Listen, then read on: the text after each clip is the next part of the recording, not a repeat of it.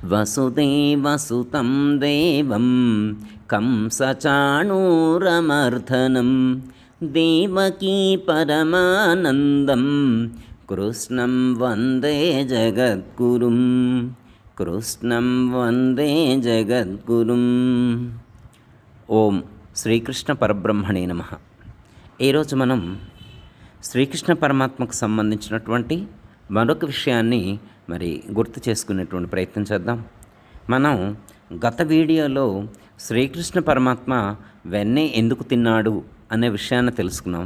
ఈరోజు శ్రీకృష్ణ పరమాత్మ మన్నే ఎందుకు తిన్నాడు, మన్నే ఎందుకు తిన్నాడు అనే విషయాన్ని తెలుసుకుందాం. ఆలోచించండి. మరి శ్రీకృష్ణ పరమాత్మ మన్ను అంటే మట్టే ఎందుకు తిన్నాడు? పోనీ ఆయన తినడానికి స్వీట్స్ ఏమి లేవా? వెన్న దొరకలేదా? పోనీ హాట్స్ ఏమి లేవా? తినటానికి ఇంకేం లేవా? పులిహోర, చక్కెర పొంగలి, పరమాన్నం, బూరెలు, గారెలు, అరిసెలు, పూర్ణాలు, అటుకులు ఎన్ని లేవండి తినటానికి? అతను పరమాత్మ నాకిది కావాలి అని అడిగితే చాలు చేసి పెట్టడానికి యశోదమ్మ తల్లి ఎప్పుడూ సిద్ధంగా ఉండేదండి. యశోదమ్మ తల్లికి శ్రీకృష్ణ పరమాత్మ అంటే అపారమైనటువంటి ప్రేమ. ఇక నిరంతరం పరమాత్మ ధ్యానంలోనే గడిపేదండి. ఇక పరమాత్మ తప్ప మరొక ధ్యాస లేదండి. తాను ఏ పని చేస్తున్నప్పటికీ కూడా, ఎక్కడ ఉన్నప్పటికీ కూడా, ఇంట్లో ఉన్నప్పటికీ, ఇంటి ముందున్నప్పటికీ, ఇంటి వెనకున్నప్పటికీ, పెరట్లో ఉన్నప్పటికీ, గోవుల దగ్గర ఉన్నప్పటికీ కూడా, ఏ వ్యవహారంలో ఉన్నప్పటికీ, ఎవరితో మాట్లాడుతున్నప్పటికీ కూడా నిరంతరం ధ్యాస మొత్తం కూడా పరమాత్మ మీదనే కేంద్రీకృతం చేసి ఉంచేటువంటిది ఆ తల్లి యశోదమ్మ తల్లి. తాను అడగాలే కానీ, పరమాత్మ అడగాలే కానీ, అమ్మా నాకు ఇది చేసి పెట్టు అని అడగాలే చాలి. ఆ క్షణమే అడిగినా ఆ క్షణంలోనే ఆ తల్లి ఆ శ్రీకృష్ణ పరమాత్మకు ఏం కావాలంటే అవి చేసి పెడుతుందండి. మరి ఏది కావాలంటే అది చేసి పెట్టేటువంటి తల్లి ఉంది. తన చుట్టూ ఉన్నటువంటి ఎంతోమంది ఫ్రెండ్స్, ఎంతోమంది గోపికలు, ఎంతో పరివారం ఉంది. తను అడిగితే చాలు కానీ ఏదంటే అది చేసిస్తారండి. అసలు తన్ని కింద నడిపించరండి, అసలు పూల మీద నడిపిస్తారనుకోండి. అంతా ప్రేమగా చూసుకుంటారు. గోకులం మొత్తం కూడా ఎంతో ప్రేమగా పరమాత్మను చూసుకుంటారు. మరి అలాంటి పరమాత్మ ఏ స్వీట్సో, ఏ పాలకోవానో, ఏ జాంగ్రీనో, ఏ మైసూరు పాకమో ఏదో ఒకటి చేయించుకొని తినొచ్చు కదా. అలా కాకుండా హాయిగా కింద కూర్చొని ఆ మట్టి తీసుకొని పిరికళ్ళ తినటం ఏంటండి? మన్ను తినటం ఏంటండి? ఇది ఎక్కడ అలవాటు? ఆలోచించండి. శ్రీకృష్ణ పరమాత్మ తన లైఫ్లో బాగా ఇష్టపడి తిన్నది రెండే అండి. బాగా ఇష్టపడి తిన్నది రెండు. గతంలో కూడా చెప్పుకున్నాం. ఒకటి వెన్న, రెండు మన్ను. వెన్న ఎందుకు తిన్నాడు అనేదాన్ని గత వీడియోలో మనం తెలుసుకున్నాం. ఇప్పుడు ఈ వీడియోలో మన్ను ఎందుకు తిన్నాడో తెలుసుకుందాం. మన్ను అంటే మట్టి ఎందుకు తిన్నాడో తెలుసుకుందాం. ఏమండి, మీరు ఎప్పుడైనా మన్ను తిన్నారా? ఎవరైనా ప్రశ్నించారనుకోండి, ఒక టీవీ9, టీవీ5, ఎన్టీవీయో ఏదో ఒక ఛానల్ వాళ్ళు వచ్చి మీ దగ్గర మైక్ పెట్టి మీరు ఎప్పుడైనా మన్ను తిన్నారా, మట్టి తిన్నారా అని ప్రశ్నించారనుకోండి, ఏమని చెప్తారు? మట్టా, ఎబ్బే మేము ఎప్పుడు తినలేదండి అంటాం. ఎవరు కూడా మేం తినలేదండి అని అంటారు. ఎందుకంటే ఎవరు కూడా మట్టి తినరండి. మట్టి ఎవరు కూడా తినరు. ఏదో చిన్నతనంలో చిన్నపిల్లలు ఎవరైనా స్కూల్కి వెళ్ళేటువంటి ఆ సందర్భంలో చిన్నపిల్లలు ఎవరైనా తింటే తినొచ్చు. కొంతమంది స్కూల్కి వెళ్ళినప్పుడు బలపాలు తినేటువంటి వాళ్ళు కొంతమంది ఉంటారు, విభూది ఉండలు తినేటువంటి వాళ్ళు కొంతమంది ఉంటారు, శుద్ధ ముక్కలు తినేటువంటి వాళ్ళు కొంతమంది ఉంటారు. అంటే ఇలా రకరకాలుగా ఉంటారు. చాలామందికి ఇవన్నీ కూడా గుర్తుకొస్తూనే ఉంటాయి. ఎక్కువ మంది ఎవరు తినరండి. మట్టి ఎవరు కూడా తినరండి. వివరం కలిగినటువంటి వాళ్ళు ఎవరు, తెలివి కలిగినటువంటి వాళ్ళు ఎవరు, జ్ఞానం కలిగినటువంటి వాళ్ళు ఎవ్వరు కూడా మట్టి తినరండి. ఇప్పుడు శ్రీకృష్ణ పరమాత్మ మట్టి తిన్నాడంటే ఈ మాత్రం జ్ఞానం ఆయనకు లేదంటారా? పరమాత్మకు ఈ మాత్రం జ్ఞానం లేకనే మట్టి తిన్నాడంటారా? కాదు కాదు. పరమాత్మ మట్టి తిన్నాడంటే, మన్ను తిన్నాడంటే దాని వెనక ఏదో ఒక అర్థం ఉంటుంది, అంతరార్థం ఉంటుంది, పరమార్థం ఉంటుంది. దాన్ని మనం గుర్తించేటువంటి ప్రయత్నం ఇక్కడ చేయాలి. ఎప్పటిలాగే ఒకరోజు శ్రీకృష్ణుడు అక్కడ కూర్చొని మట్టి తింటూ ఉన్నాడు. తింటూ ఉంటే దాన్ని బలరాముడు చూశాడండి. మనకు తెలుసు కదా, ఇంట్లో అన్నదమ్ములు కానీ అక్క చెల్లెలు కానీ ఎవరైనా ఉన్నారనుకోండి, ఒకళ్ళ మీద ఒకళ్ళు తల్లిదండ్రులు కంప్లైంట్ ఇస్తూ ఉంటారు. చిన్న మిస్టేక్ చేసినా కానీ అతను వెంటనే వెళ్ళి అక్కడ కంప్లైంట్ ఇస్తూనే ఉంటారు.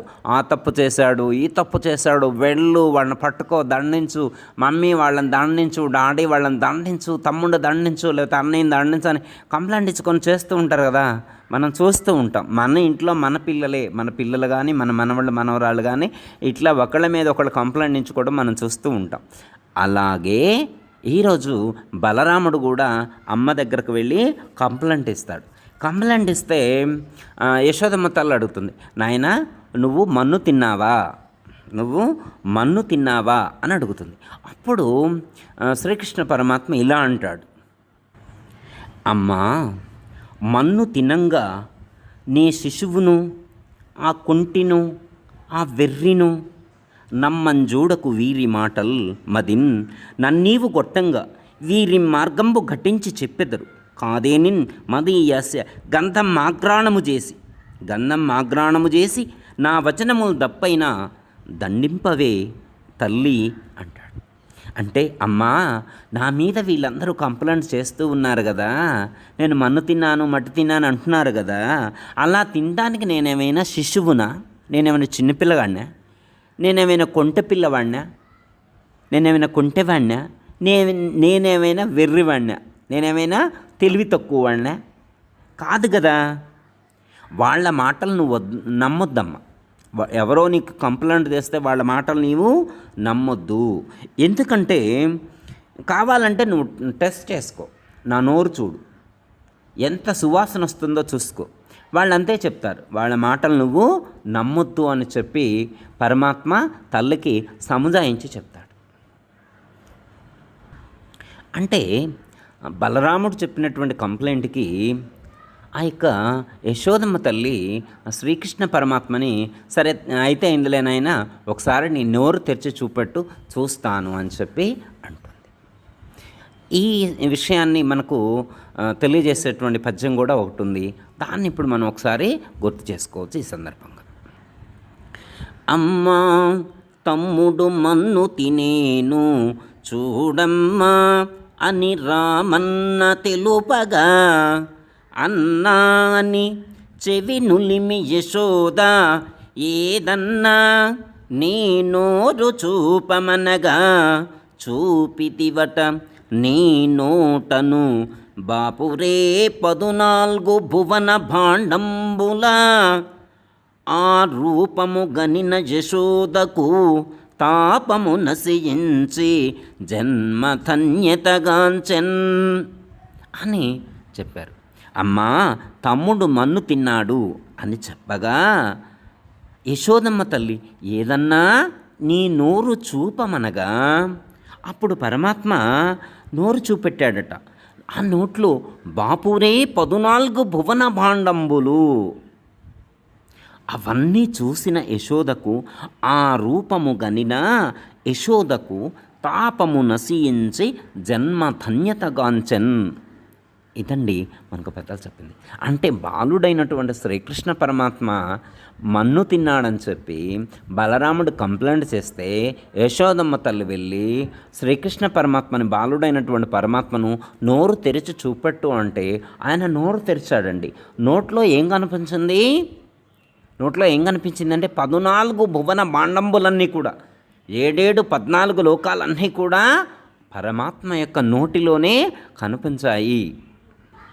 ఇప్పుడు కురుక్షేత్ర సంగ్రామంలో అర్జునుడికి శ్రీకృష్ణ పరమాత్మ ఎలాగైతే విశ్వరూపాన్ని సందర్శింపచేశాడో, విశ్వం మొత్తాన్ని తనలోనే ఎలా దర్శింపచేశాడో, ఇక్కడ కూడా పరమాత్మ తన యొక్క నోటిలోనే విశ్వం మొత్తాన్ని కూడా 14 లోకాలతో కూడినటువంటి సమస్త విశ్వం మొత్తాన్ని కూడా దర్శింపచేశాడు యశోదమ్మ తల్లికి.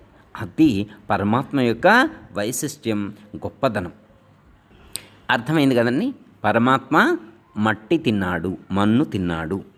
అంటే మన్ను అంటే మట్టి, మట్టి అంటే పృథ్వీభూతం.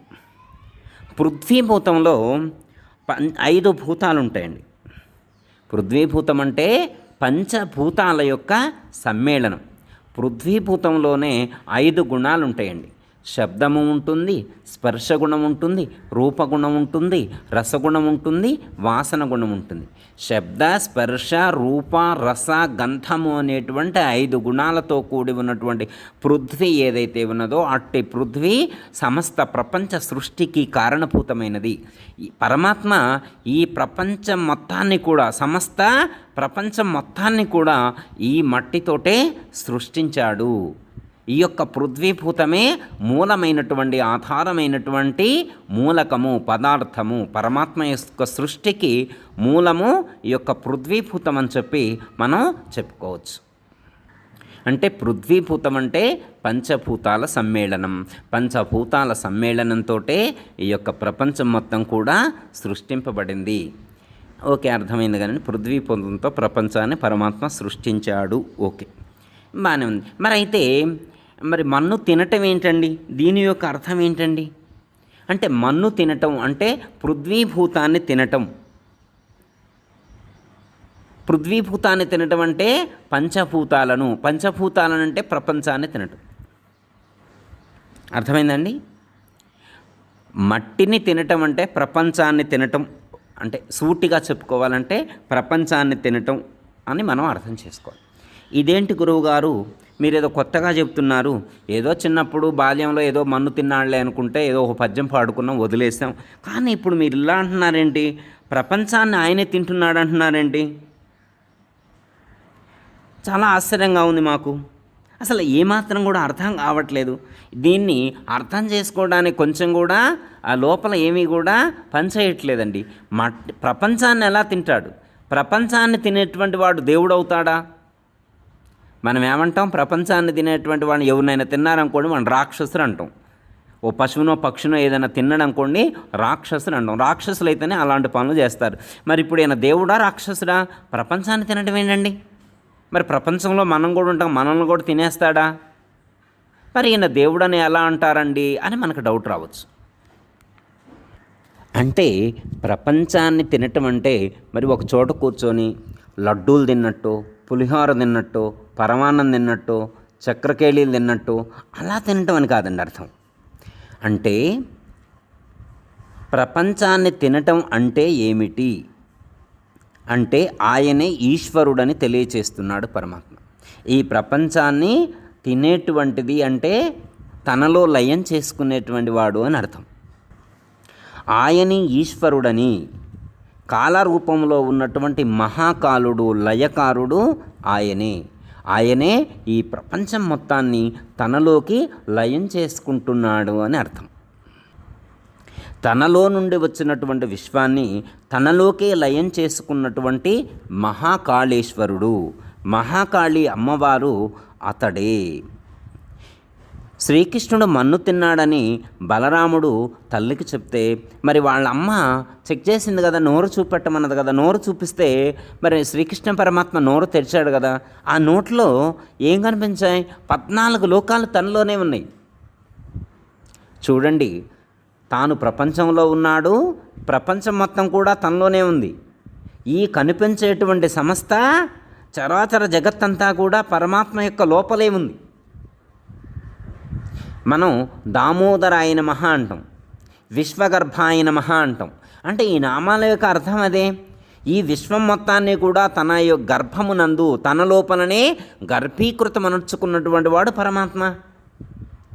మహాలయకారుడు ఈ ప్రపంచం మొత్తాన్ని కూడా డే బై డే కాలం అనేటువంటి ప్రవాహంలో సెకండ్ల ద్వారా, నిమిషాల ద్వారా, గంటల ద్వారా, ఒక పూట ద్వారా, ఒక రోజు ద్వారా, ఒక వారం ద్వారా, మాసం ద్వారా, సంవత్సరం ద్వారా, ఇలా యుగాల ద్వారా ఈ ప్రపంచాన్ని మార్పులు చేసుకుంటూ ఈ ప్రపంచంలో ఉన్నటువంటి ప్రాణులన్నింటినీ కూడా ఒక మహాప్రవాహంలా ప్రవహింపచేస్తూ కాలం అనేటువంటి సముద్రంలోకి వీటన్నిటిని కూడా ప్రవహింపచేస్తూ ఉన్నటువంటి మహాకాలుడు ఆ యొక్క పరమాత్మ అని మనకు తెలియచేయటం కోసమే పరమాత్మ అలా పృథ్వీభూతాన్ని మన్ను తినటం అనేటువంటి ప్రక్రియ చేస్తూ ఉన్నాడు. ఇదంతా తనలోకే లయమవుతుంది, తనలోనే లయమవుతుంది. ఈ సత్యాన్ని మనకు బోధించడం కోసమే పరమాత్మ ఇలాంటి క్రియ చేశాడు, ఇలాంటి కార్యాన్ని చేసి మనకు చూపెట్టాడు. సృష్టి, స్థితి, లయ, విస్తీర్ణ, ఆకర్షణాలు అనేటువంటి అన్నిటికీ కూడా కర్త, కర్మ, క్రియ అన్నీ కూడా తానే అయి ఉన్నాడు. దీన్ని గూర్చి చెప్పేటువంటి పద్యం మనకు భాగవతం గజేంద్ర మోక్షంలో కనిపిస్తుంది. ఎవ్వని చే జనించు జగమెవ్వలి లోపల నుండు లీనమై ఎవ్వని యందుడిందు పరమేశ్వరుడెవ్వడు మూల కారణం బెవ్వడు అనాది మధ్యలయుడెవ్వడు ఈ సర్వము తానే అయిన వాడెవ్వడు వానినే ఆత్మభవు ఈశ్వరునే శరణంబు వేడెదన్ అంటూ గజేంద్రుడు ప్రార్థిస్తాడు పరమాత్మని. అంటే దీని అర్థం అదే అన్నమాట. ఎవ్వనిచే జనించు జగము ఎవ్వని లోపల నుండు లీనమై ఎవ్వని యందు డిందు పరమేశ్వరుడెవ్వడు మూల కారణం ఎవ్వడు అనాది మధ్య లయుడెవ్వడు. ఎంత గొప్పగా వర్ణించారో చూడండి.